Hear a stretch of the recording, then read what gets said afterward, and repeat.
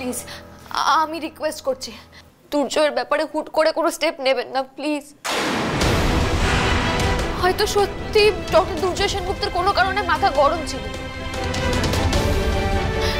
তাও ভুল চিকিৎসা করার মানুষ উনি নন।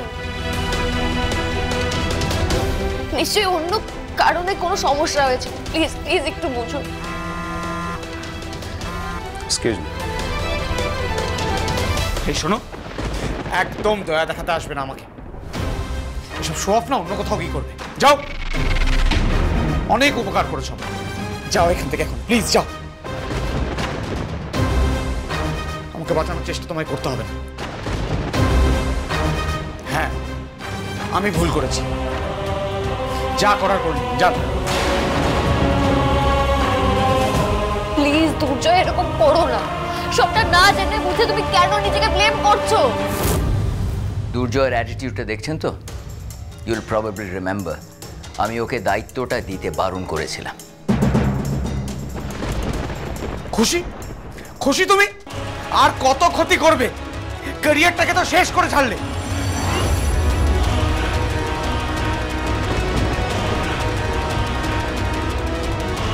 ব্যাস দুর্জয় ব্যাস, আর একটাও এক্সট্রা কথা নয়। এতজন বাইরের লোকের সামনে তোমার মুখ থেকে এসব কথা আমি আর শুনতে পারবো না। আমি তোমার থেকে বয়সে ছোট হলেও তোমার থেকে অনেক বেশি ম্যাচিউরড। যে কথাগুলো তুমি আমাকে বললে, যে কারণে রাগ দেখালে, তার জন্য আমি তোমাকে ক্ষমা করব। কথাটা মাথায় রেখো।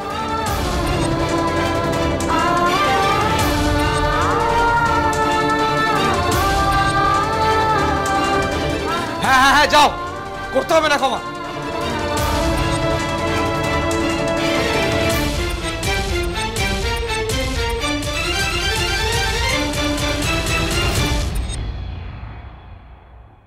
এখন আমার পাশে থাকবে কেন? তোমার লাইসেন্সটাও ক্যান্সেল হয়ে যাবে। একজন ফেলিয়ারের পাশে থাকতে হবে না।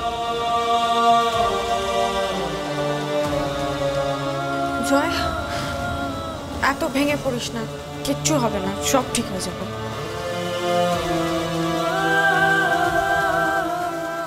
সবাইকে কিভাবে মুখ দেখাবো? মাকে কিভাবে মুখ দেখাবো? আমার ক্যারিয়ারটা নষ্ট হয়ে গেল, নষ্ট হয়ে গেল, আমার ক্যারিয়ারটা নষ্ট হয়ে গেল।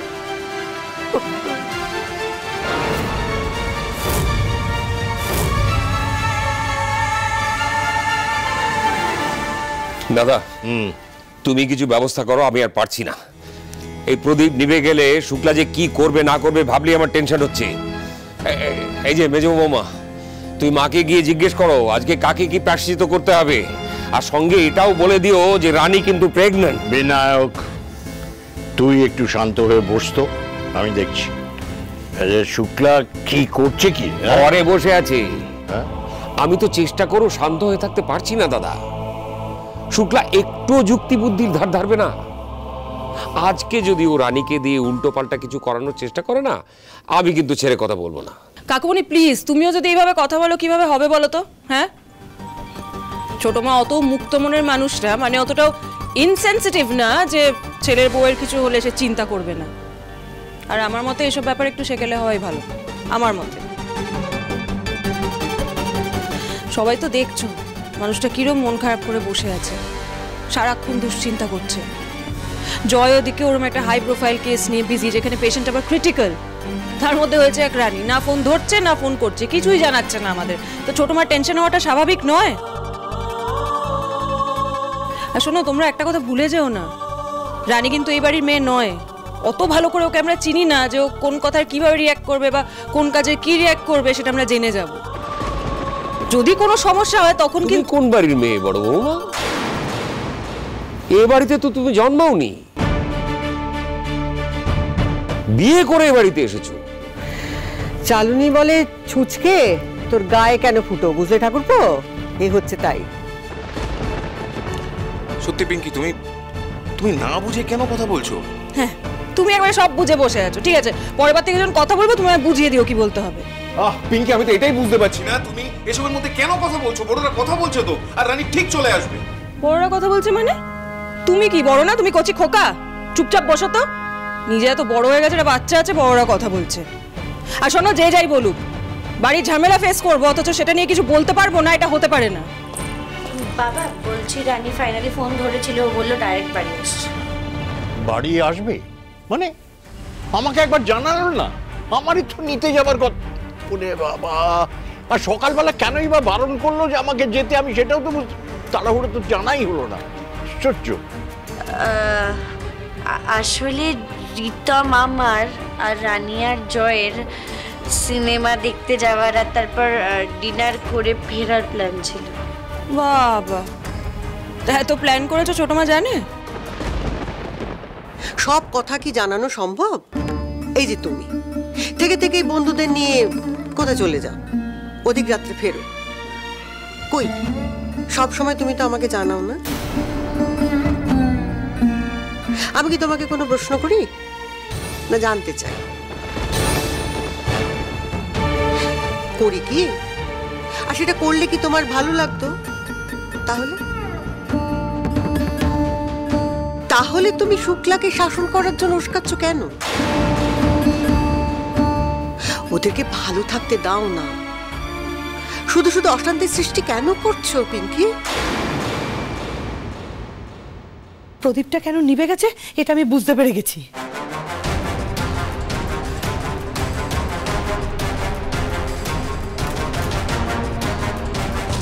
লক্ষণ কিন্তু আমার ঠিক লাগছে না রে পুনু। হ্যাঁ বিনুয়া, মাসিমণি যে কি ভাবছে আব্বা তো আমারও ঠিকঠাক লাগছে না, কি করবে কে জানে। একটু আস্তে কথা বল, মা যদি শুনে ফেলে না। কি বুঝে গেছে তুমি? আমি আগে থেকে তোমাকে বলে দিচ্ছি, তুমি এমন কিছু বলবে না যেটা নিয়ে তোমার সঙ্গে আমার অশান্তি হয়। আমি তোমার কোনো উপদ্রব সহ্য করব না। বাড়ির একটা লোককে দিয়েও তুমি যদি জোর করে কিছু করানোর চেষ্টা করো, সেগুলো সব কিন্তু ক্যান্সেল, কিচ্ছু হবে না। কিছু করার হলে তুমি করবে, অন্য কেউ করবে না। হ্যাঁ হ্যাঁ, আমি করব, তাই করব। আমি মরি বাঁচি তাতে তোমার কি, তাই না? এই বাড়ির মঙ্গল অমঙ্গলের দায়িত্ব শুধু আমার একা। এই তোরা চুপ করতো, আমাকে বলতে দে না। শুক্লা বলো তো, কি কি বুঝে গেছো বলো। ছোট বৌমার কলেজ যাওয়াটা আমাদের আগে আটকাতে হবে।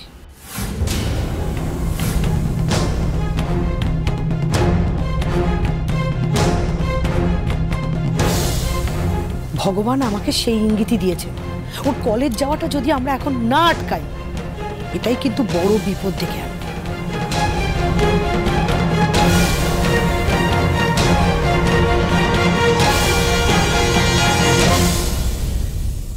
হ্যাঁ হ্যাঁ হ্যাঁ হ্যাঁ, না হেলথ ডিপার্টমেন্টের সাথে আমার কথা হয়েছে। ওই ডক্টর দুর্জয় সেনগুপ্ত এত বড় অরাসিটি, ও নিজে ভুল ট্রিটমেন্ট করে আমার গায়ে হাত তুলতে আসছে। ওর লাইসেন্স কি করে ক্যান্সেল করতে হয় না আমার ভালো করে জানা আছে। এই মুহূর্তে শহরের সবচেয়ে বড় খবর, ভুল চিকিৎসার অভিযোগ উঠল হার্ট স্পেশালিস্ট ডক্টর দুর্জয় সেনগুপ্তর ওপর। শিল্পপতি মিস্টার বাজাজকে ডক্টর দুর্জয় সেনগুপ্তর তত্ত্বাবধানে মেডিকেল কলেজ হসপিটালে নিয়ে আসা হয়েছিল।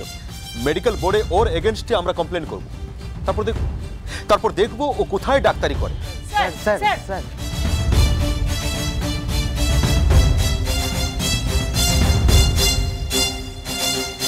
কোথায় যে গেল রানী, কোথাও তো দেখতে পাচ্ছি না। ডক্টর সেনগুপ্ত, যিনি কয়েক মাস আগে একটি সাকসেসফুল হার্ট ট্রান্সপ্লান্ট করে সবাইকে তাক লাগিয়ে দিয়েছিলেন, গ্রিন করিডোর তৈরি করে এক নার্সিংহোম থেকে আরেক নার্সিংহোমে নিজেই নিয়ে গেছিলেন সেই হার্ট। অপারেশন সাকসেসফুল হয়েছিল, সারা শহর ধন্য ধন্য করছিল। আজ সেই ডক্টর সেনগুপ্তই সবার চোখে ভিলেন। দুর্জয় ভিলেন? কি সব বলছে?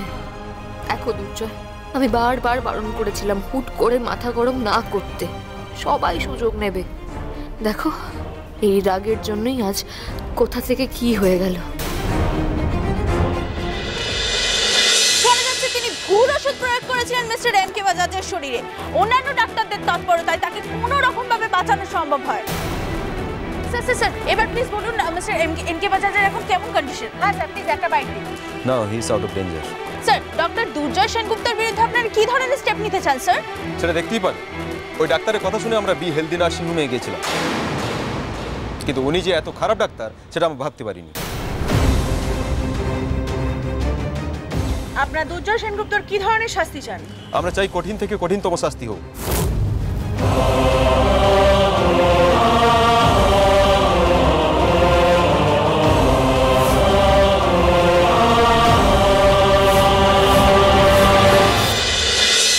আমি দুর্জয়ের স্ত্রী হিসেবে আপনাকে একটা রিকোয়েস্ট করেছিলাম, এখনই ওর বিরুদ্ধে কোনো স্টেপ নেবেন না।